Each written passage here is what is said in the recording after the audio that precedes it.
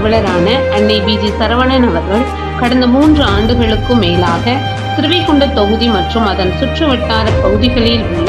ஆதரவற்ற ஏழை எளியவர்களுக்கு இல்லம் தேடி மதிய உணவு மற்றும் இரவு உணவு வழங்கி வருகிறார். இந்நிலையில் தமிழக வெற்றி கழகத்தின் ஐம்பெரும் கொள்கை தலைவர்களில் ஒருவரான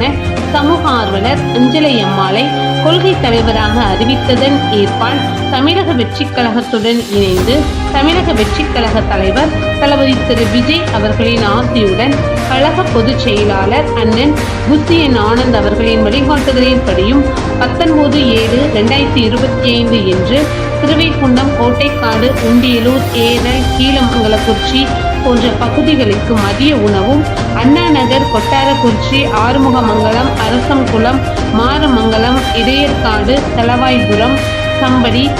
காலனி, மேலச்சம்படி போன்ற பகுதிகளில் உள்ள ஏழை எளியவர்களுக்கு இரவு உணவும் தமிழக வெற்றி கழகம் தூத்துக்குடி மேற்கு மாவட்டம் அன்னை பிஜி சரவணன் அவர்களின் சார்பில் 202 நபர்களுக்கு உணவு வழங்கப்பட்டது.